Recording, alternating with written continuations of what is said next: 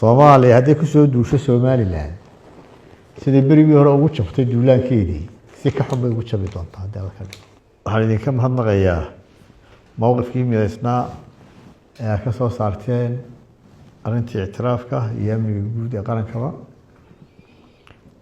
Sidii dhaqanka waxay walba Somaliland xukuumadda ee markaa talada joogta iyo xisbiyada qaranku si joogtaa bay uga tashanayeen arrimaha qaranka.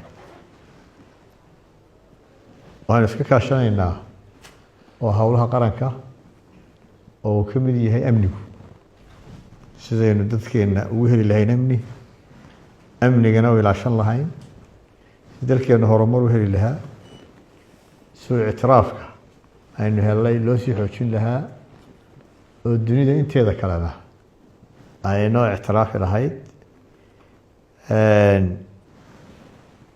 warunoo ictiraafka waxaa laga yaabaa dee mar dunidu kuma wada ictiraafayso. Somalilandna xaq bay u lahayd mar walba ictiraafka waayo dowlad madax bannaan bay noqotay 26 Juun 1960 maalintaa aynu gobonimada qaadanay. Muqdisho xor ma ahayn, Soomaaliyana ma jirin. haddana marmar waxay dhahaan baarad country baan nahay horta ma inagaa dhalay mise iyagaa ina dhalay. waas leeyahay Somaliland baa dhashay Soomaaliya. maanta waxaynu u baahan nahay ictiraafkii wuxuu dhaliyey oo Somaliland tusay dad badan oo inaan waxba u geysan iyo dowlado badan oo inaan waxba u geysan oo inaan waxba ku samayn inay ka hor yimaadeen rabitaanka shacbiga Somaliland aynu weliba qaarkood dee halkana xagsi ku leeyihiin wax dhibaato ah oo dhex marayna aanay jirin.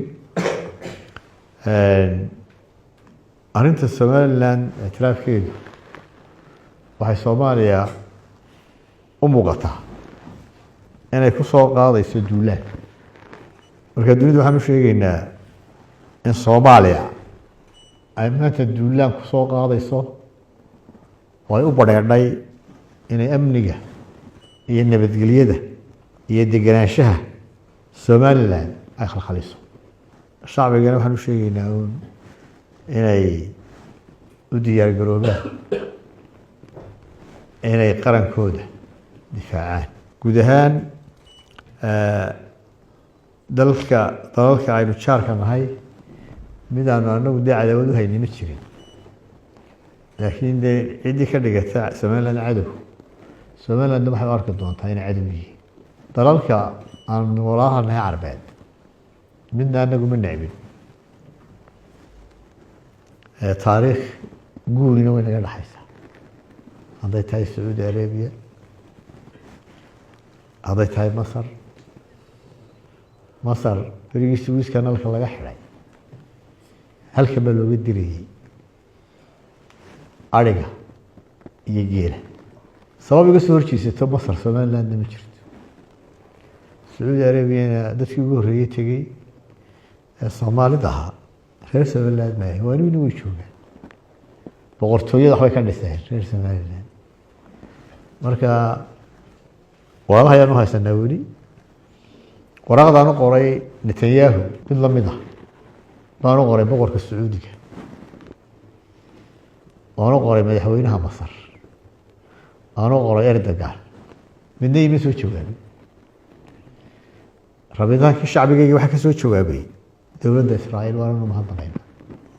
walaalaha Carbeedna jawaabtiiba ka sugaynaa, cadaawad kamaanaan filayni.